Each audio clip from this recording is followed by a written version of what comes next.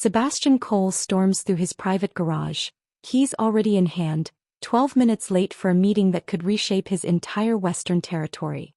Then motion catches his eye near the third pillar, a shift in the shadows that shouldn't be there. He freezes.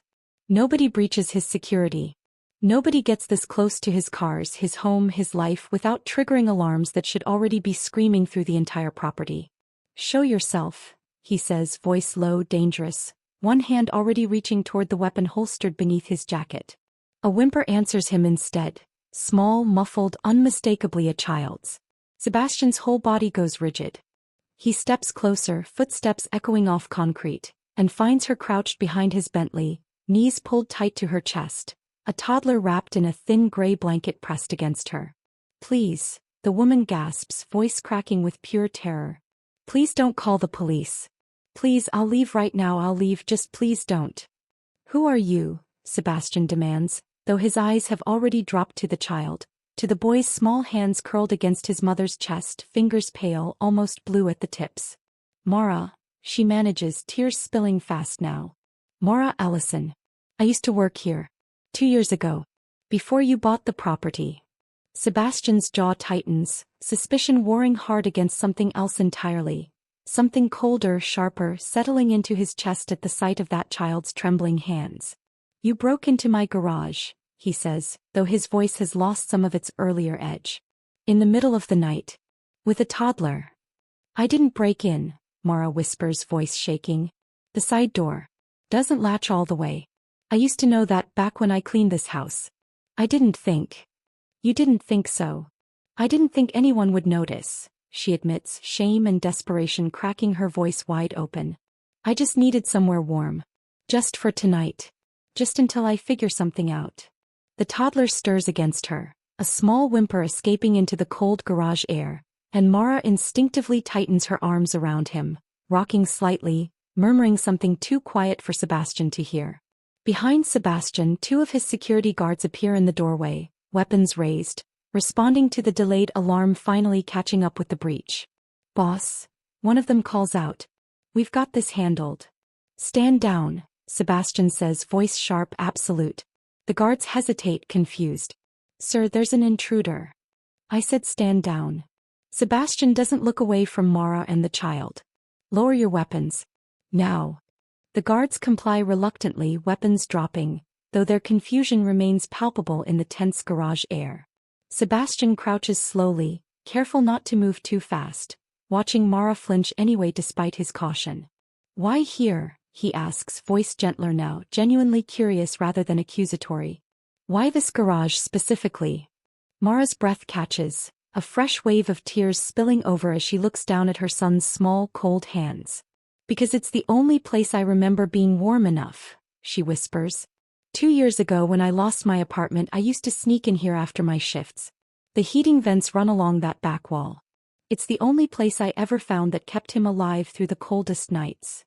Sebastian's chest tightens, something raw and unexpected cracking through the composed authority he's worn like armor for the past 15 years. "You've done this before," he says quietly. "Hidden here before." "Once," Mara admits. "A long time ago. Before everything got even worse. I didn't know where else to go tonight. I have nowhere else. Nobody left to call." The boy stirs again, eyes fluttering open briefly, small and glassy with cold and exhaustion, before drifting shut once more against his mother's chest.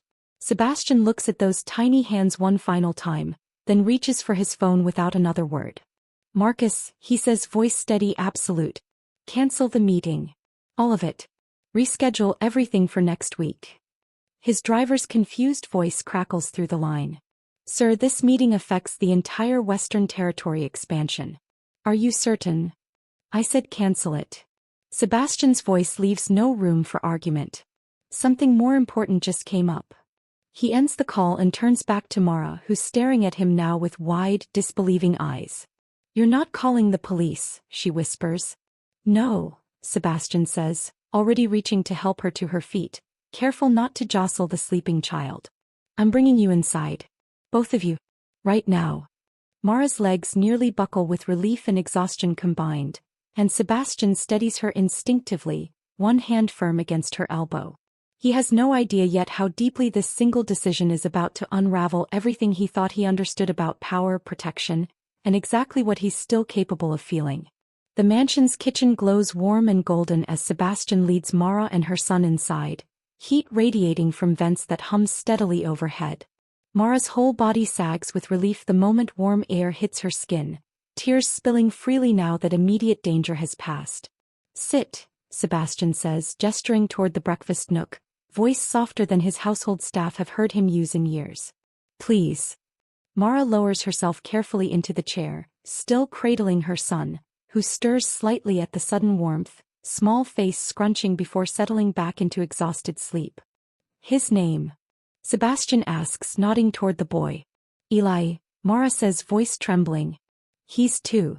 Just turned 2 actually. 3 weeks ago."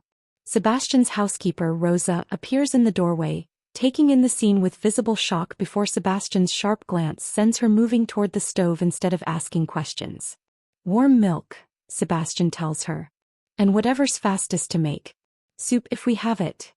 Rosa nods quickly, already pulling ingredients from the refrigerator, casting worried glances toward the exhausted young mother seated at the table. "You don't have to do this," Mara whispers, disbelief still thick in her voice.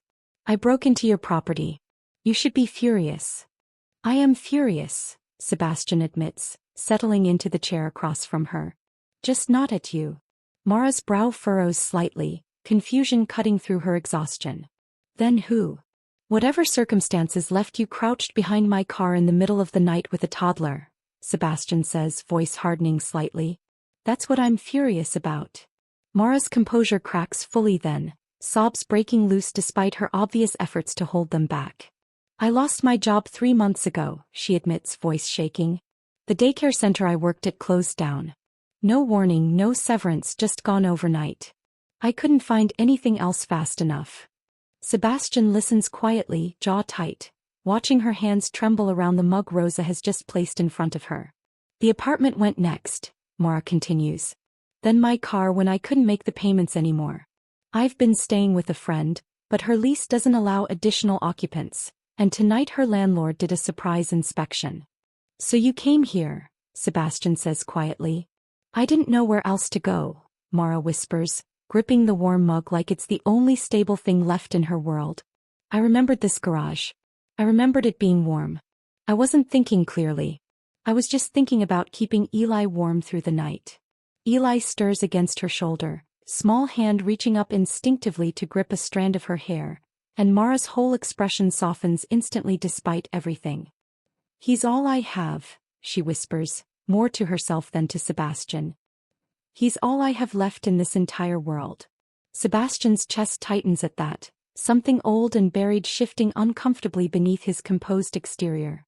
"You said you used to work here," he says, redirecting gently.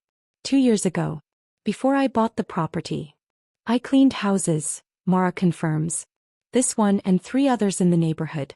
It was steady work until the previous owners sold and the new management let the entire cleaning staff go." "That's how you knew about the garage. The heating vents." Mara nods, cheeks flushing with embarrassment despite everything she's already admitted tonight.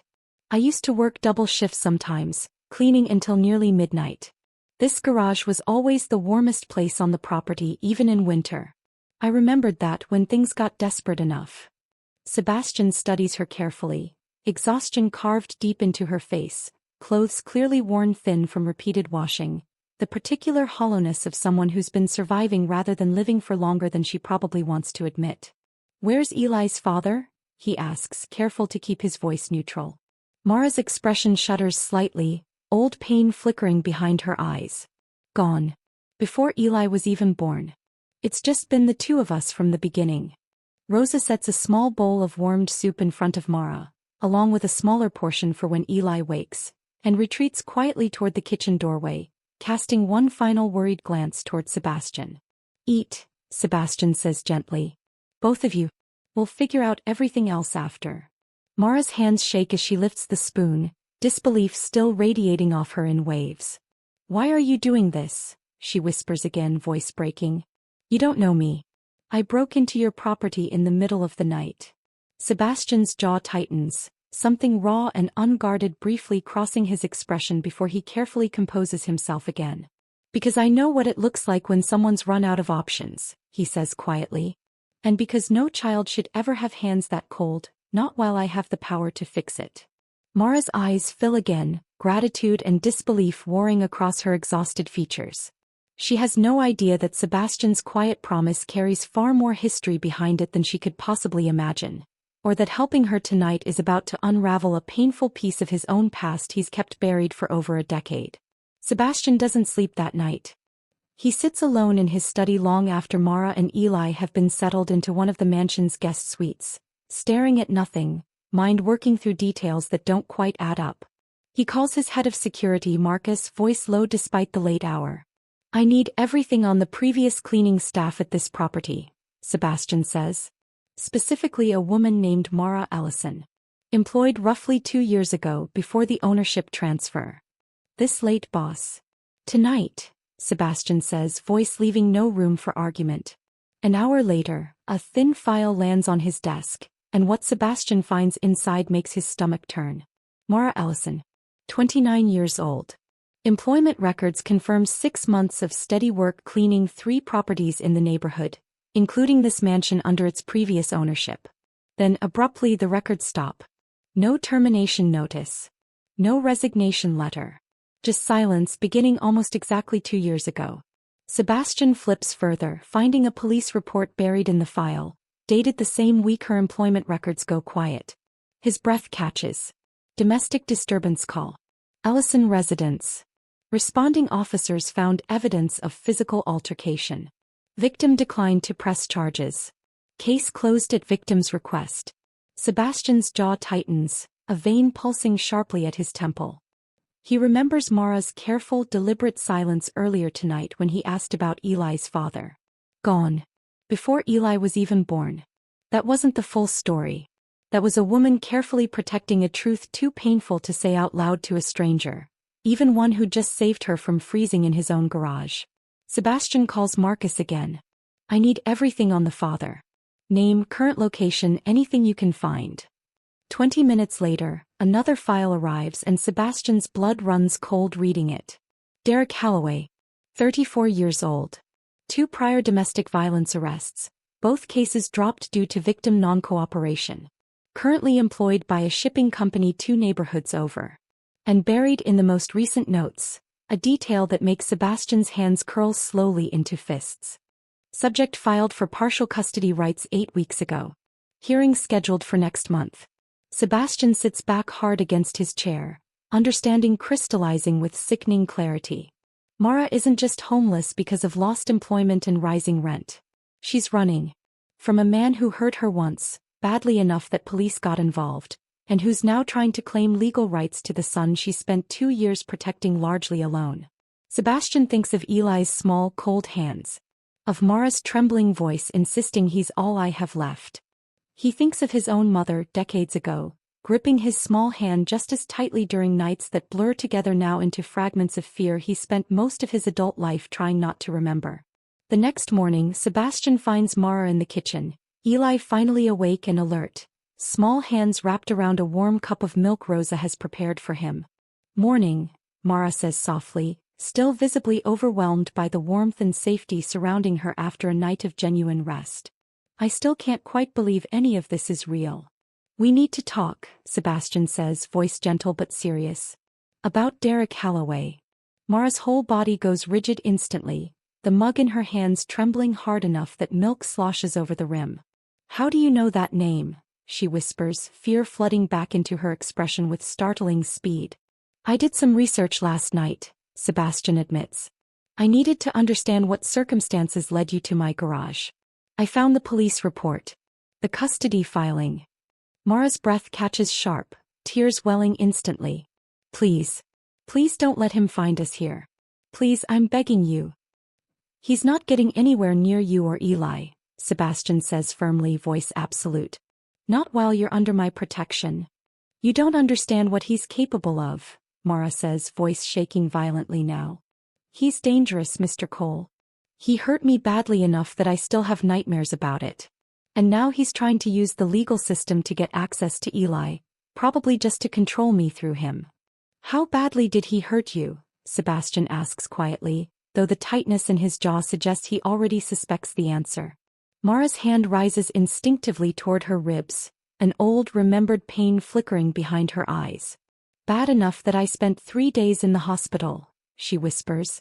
Bad enough that I still flinch sometimes when someone raises their voice too quickly. Eli, sensing his mother's distress despite his young age, reaches up small hands toward her face, murmuring something soft and wordless that immediately softens Mara's expression despite the fear still radiating off her. He's why you keep saying Eli's all you have, Sebastian says slowly, pieces clicking into place. You've been running. Not just from homelessness. From him.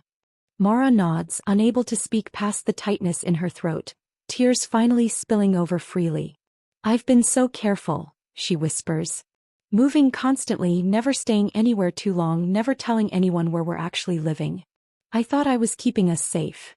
You have been, Sebastian says gently. You kept your son alive and safe through circumstances that would have broken most people completely. But even as he says it, Sebastian's mind is already racing forward, toward the custody hearing scheduled for next month, toward a man with a documented history of violence who's about to gain legal standing to insert himself back into this fragile, hard-won safety Mara has built.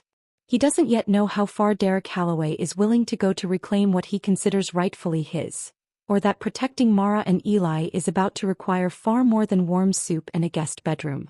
To understand why Sebastian Cole can't simply hand Mara and Eli cash and send them on their way, you have to go back 26 years, to a small apartment on the city's east side where a much younger Sebastian used to lie awake listening for footsteps on the stairs. His father drank. Badly, unpredictably, in ways that turned an ordinary evening into something Sebastian learned to read through sound alone. The particular weight of footsteps, the pitch of a slammed door, the silence that somehow felt more dangerous than shouting ever did. His mother absorbed most of it, standing between Sebastian and his father's temper more times than young Sebastian could ever properly count. Small bruises she explained away with increasingly creative excuses that neither of them ever fully believed. We're fine, she used to whisper to him afterward, gathering him into her arms on nights when the shouting finally stopped. We're fine, baby. We're fine. They weren't fine. Not for years. Sebastian remembers being 9 years old, huddled with his mother in a neighbor's garage one particularly brutal winter night. His father having locked them out after a fight that left his mother's cheeks swollen and discolored. Just for tonight, his mother whispered, wrapping her thin coat tighter around both of them against the cold concrete floor. Just until it's safe to go back. Sebastian remembers the specific desperate warmth of huddling near an old space heater someone had left running. Remembers his mother's trembling hands pulling him closer, remembers the particular terror of not knowing whether safe would ever actually arrive.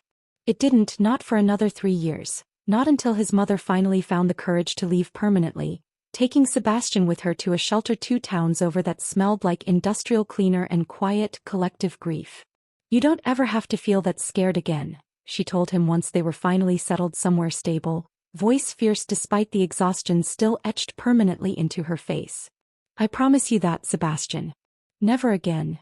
She kept that promise as best she could, working 2 jobs to keep them afloat, until an illness nobody caught early enough took her from him entirely when Sebastian was 17 years old. He built his entire empire afterward on a foundation nobody would ever guess, if they only saw the cold, controlled, feared man he's since become. Underneath the power, underneath the fear he commands throughout the city, lives a boy who once huddled in a stranger's garage, desperate for warmth his own home refused to provide. That's why, the moment he saw Mara crouched behind his car with Eli's small, cold hands pressed against her chest, something ancient and unhealed inside Sebastian recognized exactly what he was looking at. Not an intruder. A survivor, doing whatever it took to keep her child safe from a danger the rest of the world too often fails to take seriously enough. Mara's own pain runs just as deep, though it took a different shape entirely. She met Derek Holloway 6 years ago, charming and attentive in ways that felt like finally being seen after a childhood of quiet neglect from parents too consumed by their own struggles to notice her much at all. You're the only person who's ever really understood me, Derek told her early in their relationship. Words that felt like devotion at the time but that Mara now recognizes painfully as the opening move in a much longer pattern of control. The first time he hit her, she remembers being more shocked than afraid, disbelief overriding every instinct that should have told her to leave immediately. "I'm sorry," he told her afterward, voice thick with what she mistook for genuine remorse at the time. "I'm so sorry, Mara. It won't happen again. I promise you it won't happen again. It happened again." Repeatedly, escalating slowly enough that Mara found herself trapped in a cycle she couldn't quite name until she was already 3 years deep into it, pregnant with Eli and terrified of what leaving might cost her. She finally left when Eli was 6 months old, after a fight that left her hospitalized with 2 cracked ribs and a concussion severe enough that doctors kept her overnight for observation. "I have a son now," she told the hospital social worker, voice shaking but resolute. "I can't let him grow up watching this. I can't let him think this is normal." She spent 2 years since then running, working whatever jobs she could find, moving between temporary housing situations, always half expecting Derek to find them again. "I thought if I just kept moving," she tells Sebastian now, voice thick with exhausted grief, "he'd eventually give up. I didn't expect him to try using the legal system instead." "Custody filings require an address," Sebastian says grimly. "A stable residence. He's trying to force you into staying somewhere fixed. So he can find us," Mara whispers, horror dawning across her face. "That's what this is really about, isn't it? Not actually wanting to be Eli's father. Just wanting to know exactly where we are." Sebastian's jaw tightens, fury simmering just beneath his controlled exterior. He thinks of his own mother, dragging him between shelters and temporary apartments for years, always one step ahead of a danger that never fully stopped pursuing them until she finally found the resources to disappear completely. "He's not finding you," Sebastian says, voice absolute. "Not through a custody hearing, not through anything else. I'm not letting that happen." "You can't just promise something like that," Mara whispers, though hope flickers dangerously behind her exhausted eyes despite her attempt to guard against it. "I can," Sebastian says. "And I intend to prove it." He doesn't yet know that Derek Halloway, sensing his custody filing might not proceed as smoothly as planned, is about to make a far more desperate and dangerous move to reclaim what he considers rightfully his. The call comes 4 days later, shattering what should have been a peaceful morning. Rose's voice, sharp with panic, cuts through the mansion's quiet kitchen. "Mr. Cole, there's a man at the gate. He's demanding to see Mara. He says he's Eli's father." Sebastian's whole body goes rigid, coffee cup freezing halfway to his lips. "Don't let him pass the gate," he says immediately, already moving toward the security office. "Lock it down." Mara appears in the doorway seconds later, face already pale with terror, having caught fragments of the conversation from the hallway. "He found us," she whispers, voice shaking violently. "How did he find us? How did he even know to come here?" Sebastian's jaw tightens as he pulls up the gate camera feed, and there, standing at the property's main entrance, is a man matching Derek Halloway's file photo exactly, broad-shouldered, jaw set with barely restrained anger, gesturing sharply toward the intercom. "Let me in," Derek's voice crackles through the speaker, tight with fury. "I know she's in there. I know my son is in there. You have no legal right to keep me from him." Sebastian presses the intercom button, voice cold and controlled. "You're not welcome on this property. Leave now or I'll have security escort you off." "This isn't your business," Derek snaps. "Mara is my family's problem. Not yours." "She's not your family's problem," Sebastian counters, voice hardening further. "She's under my protection now. Leave." Derek's face contorts with fury on the camera feed, and he slams his palm against the gate hard enough that the metal rattles audibly through the speaker. "You think money makes you untouchable?" he shouts. "I have legal standing. I filed for custody. You can't just hide her away like this." Mara's hands press against her mouth, sobbing quietly, Eli's frightened cries rising from the nursery upstairs where he's been startled awake by the commotion. "Mama!" Eli's small voice carries down the hallway, terrified. "Mama, is he here? Is the bad man here?" Mara's whole body flinches at those words, horror dawning across her face. "He knows Derek's voice," she whispers. "Even at his age he remembers." Sebastian's fists clench hard, fury simmering dangerously close to the surface. "Marcus," he says, voice sharp into his phone. "Get security to the front gate immediately. Do not let that man onto this property under any circumstances.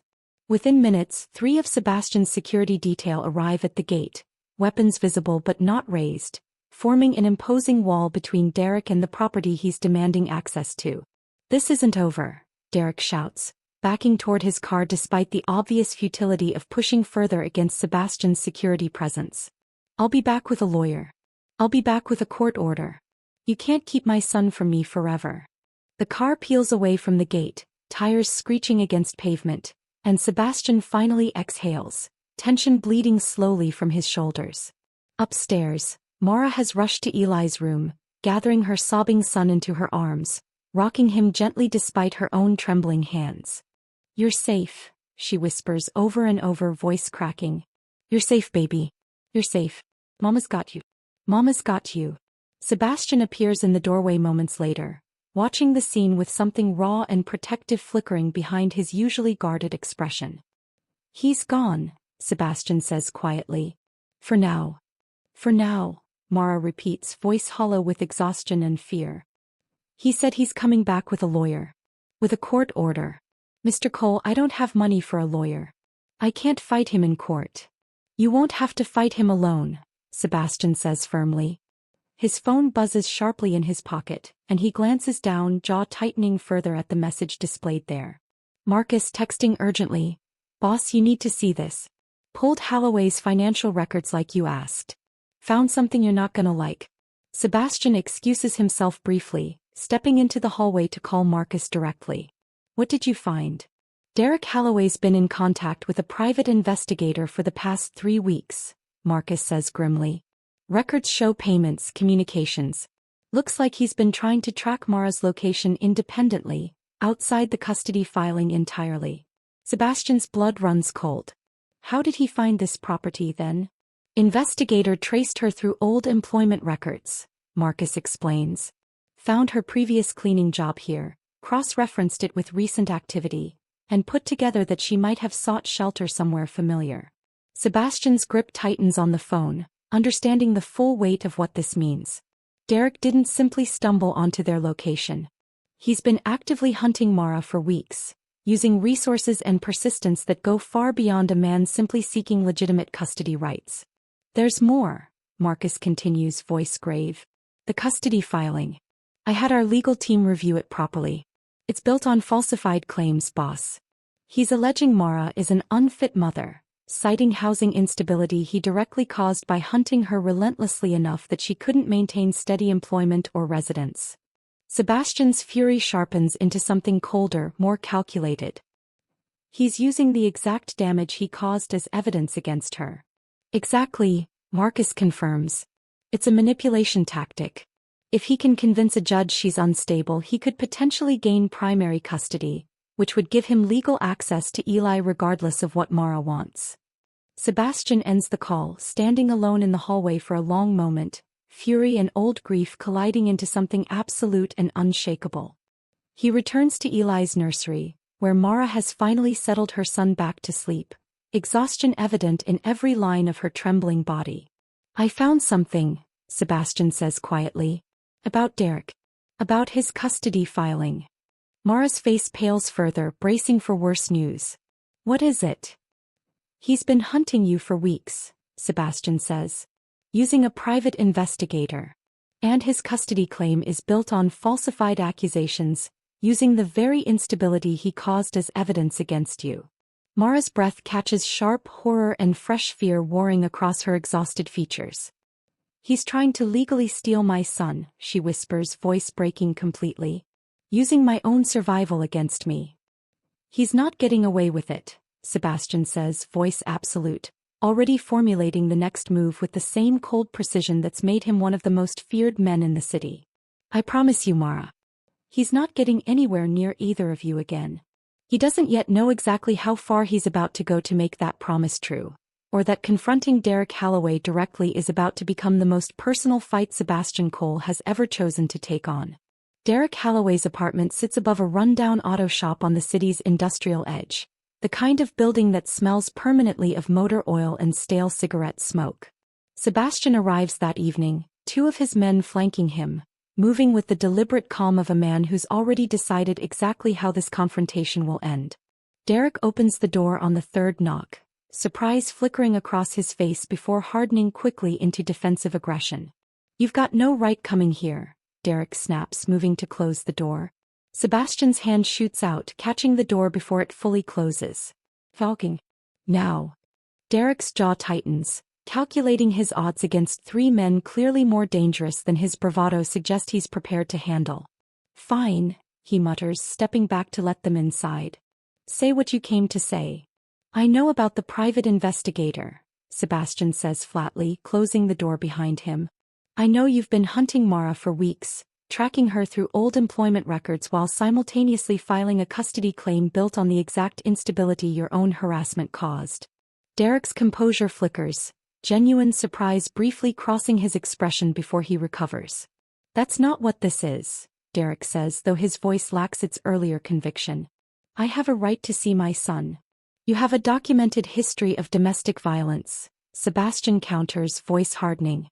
2 prior arrests, both dropped only because Mara was too afraid to follow through with charges.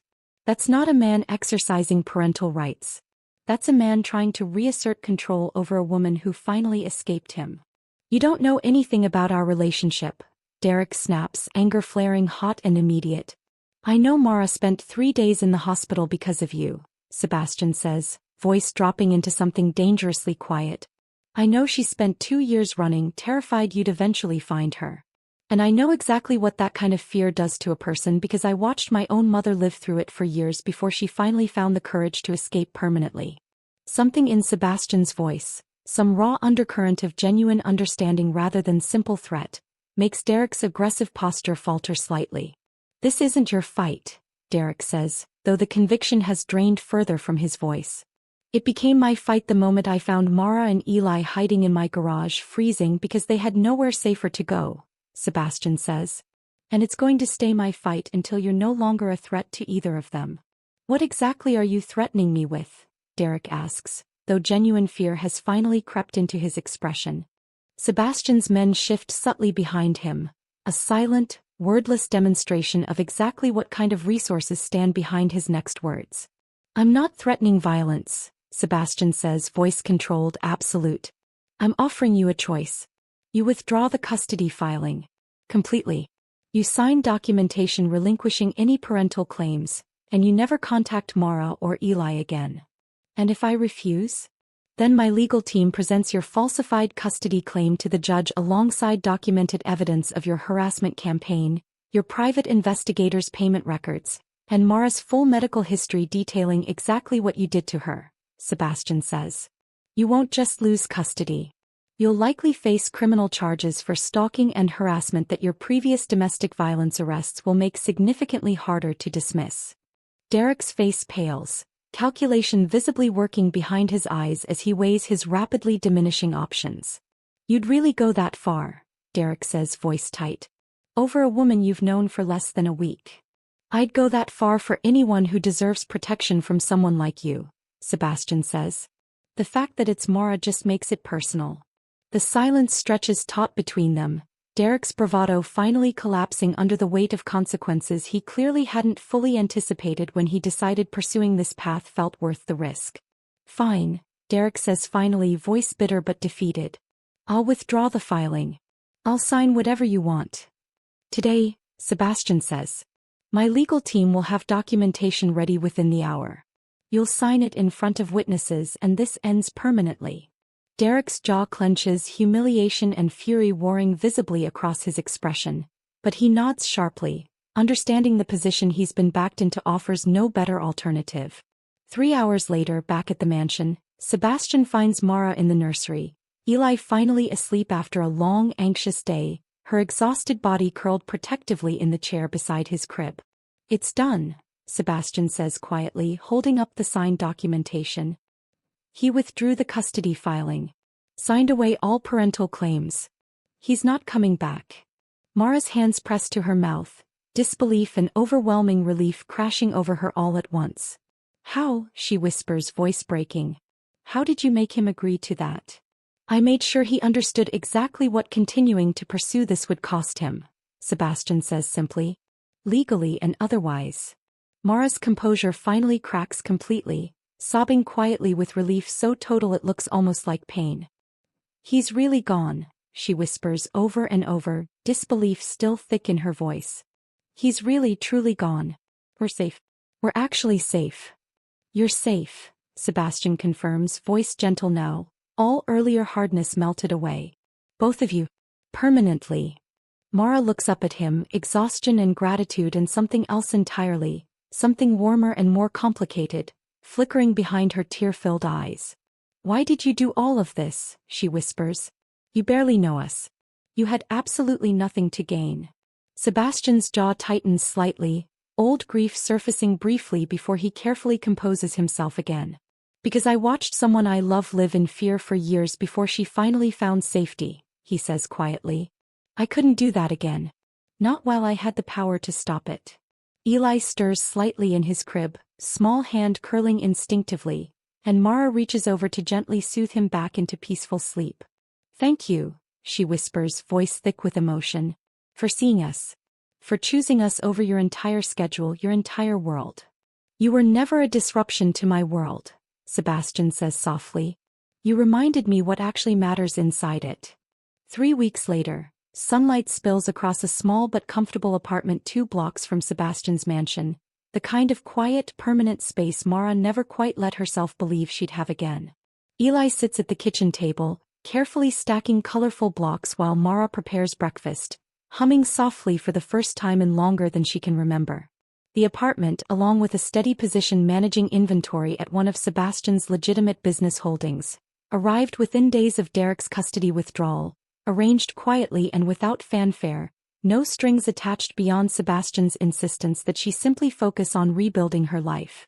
I still don't fully understand how you made all of this happen so quickly, Mara admitted during one of their weekly check-ins, watching Eli chase a ball across her new living room floor. I have resources most people don't, Sebastian said simply. I'd rather use them for something that actually matters. Eli has taken to Sebastian with the easy, uncomplicated trust only small children seem capable of extending, greeting him with delighted shrieks of Bastian whenever he visits, a mispronunciation Sebastian has grown genuinely fond of despite himself. He asks about you when you're not around, Mara tells Sebastian one evening, watching Eli show off a drawing he's insisted on making specifically for their visitor. Wants to know when you're coming back. What do you tell him?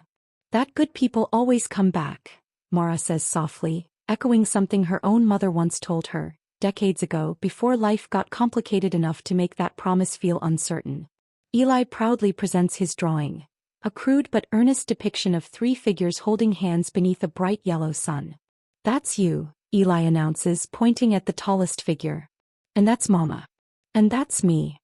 Sebastian's chest tightens unexpectedly, something warm and unfamiliar spreading through him as he studies the simple, hopeful drawing. I'll keep this, he says, voice rougher than he intends. Forever.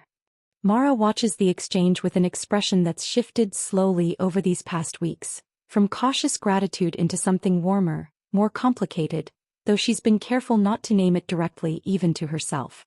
Tonight, on the small balcony overlooking the quiet street below, Mara finds Sebastian standing alone, watching the city lights flicker on as evening settles in. Can I ask you something? She says, settling beside him. Always. That night in the garage, Mara says quietly. Why did you really cancel that meeting? You could have called the police. You could have just given us money and sent us away. Why did you choose to actually get involved? Sebastian's jaw works slightly, old memories surfacing beneath his careful composure. Because I spent a night just like that once, he admits quietly. 9 years old, huddled with my mother in a neighbor's garage, freezing, because home wasn't safe enough to return to yet. Mara's breath catches, understanding dawning slowly across her face. I watched your face that night, Sebastian continues. The exact same fear I remember seeing on my mother's face decades ago. I couldn't walk away from that. Not when I finally had the power to make sure someone else's story ended differently than ours did. Mara's eyes fill, gratitude and something warmer combining into an expression that makes Sebastian's chest tighten further. You didn't just save us from the cold that night, she whispers. You gave Eli a chance at a childhood I never thought we'd actually get. You saved yourselves, Sebastian corrects gently. You kept him alive, kept him safe through circumstances that would have broken most people completely. I just made sure you finally had the resources to stop merely surviving. Mara reaches over, hand finding his on the balcony railing, tentative but certain. Thank you, she whispers. For choosing us. For choosing kindness over your entire schedule. Sebastian's fingers curl gently around hers, something settling into place that he hasn't felt in longer than he can properly remember. Below them, through the open balcony door, Eli's laughter drifts from where he's playing with a new toy Rosa brought over earlier, unafraid, unguarded, exactly the way a child his age should be able to laugh. For the first time since his mother's death, Sebastian Cole feels something loosen inside his chest that's been tightly wound for over a decade. Not just protection anymore. Something that feels, cautiously, impossibly, like the beginning of a family he never let himself imagine having again. 1 year later, Mara's apartment has transformed into something entirely her own. Walls covered in Eli's artwork. A small garden box on the balcony where he's proudly growing tomatoes with Sebastian's occasional clumsy assistance. Eli, now 3, has developed an entire vocabulary of dinosaur facts he insists on sharing with anyone who'll listen, Sebastian included, who's learned far more about the Cretaceous period than he ever expected to know. Mara has been promoted twice at her position within Sebastian's business holdings, now managing an entire department with the same quiet competence and determination that once kept her son alive through impossible circumstances. She's also begun volunteering evenings at a local shelter, specifically working with mothers fleeing domestic violence, determined to offer other women the exact kind of support and resources she once desperately needed herself. I want them to know someone actually sees them, she told Sebastian once, explaining her decision. The way you saw us that night. Derek Holloway hasn't been seen or heard from since the day he signed away his parental rights, though Sebastian maintains quiet, careful surveillance just to ensure that particular danger stays permanently in the past. Tonight, on the same balcony where their relationship first began quietly shifting into something deeper, Sebastian finds Mara watering her small tomato plants, Eli already asleep inside after an exhausting day of preschool and dinosaur-themed excitement. I have something for you, Sebastian says. Mara turns, setting down her watering can, curious. Another surprise. You really need to stop doing that. Different this time, Sebastian says, holding out a small box. Inside, not jewelry but a set of keys and beneath them a folded deed. The house next to mine, he explains. The one with the big backyard Eli's always asking about. It's yours if you want it. Permanently. Mara's hands pressed to her mouth, eyes brimming immediately. Sebastian, that's too much, I can't possibly. You can, he says softly. And I want you to. She looks up at him, something profound and searching in her expression. A year ago I was hiding behind your car in the freezing cold, terrified you'd call the police. Now you're offering me a house next to yours. A year ago, Sebastian says, I didn't understand how much I still had left to give, or how badly I needed someone to remind me why protecting people actually matters. You and Eli did that. You gave me back a version of myself I thought I'd lost a long time ago. He takes her hand, steadier now than he's ever been, and gets down on one knee. No grand speech. No audience beyond the tomato plants and the quiet evening street below. I spent years believing power was the only thing worth protecting, he says. You taught me that the only thing actually worth protecting is a life spent making sure the people you love never have to be that cold, that scared ever again. I don't want to just fund that safety anymore, Mara. I want to build it with you. For real. For good. Yes, Mara breathes, tears spilling freely now. Yes, Sebastian. Inside, through the open balcony door, Eli stirs briefly, murmuring something unintelligible in his sleep before settling peacefully once more, unaware of the promise being made just outside his window. That's the thing about kindness, isn't it? It doesn't ask if you can afford it. It doesn't wait for the perfect moment or the safest circumstances. Sebastian Cole found a stranger hiding in his garage on an ordinary night and chose, without hesitation, to let that discovery reshape his entire world. He learned that real strength isn't measured by how much fear you command, but by how gently you choose to wield power when someone vulnerable needs protecting instead. Mara spent 2 years believing survival meant running alone, that no one would ever choose her family's safety over their own convenience. She learned this year that sometimes the universe sends someone who refuses to let that fight be fought alone. Someone who understands exactly what it costs to be that afraid, and decides nobody should have to carry that cost by themselves. So here's the question worth sitting with tonight. If you found a stranger desperate enough to hide on your own property, would you see a threat, or would you see someone simply trying to survive? And if you had the power to change the ending of their story even in some small way, would you choose to use it? Tell me in the comments. Has someone ever chosen to protect you at a moment you least expected it and changed everything that came after?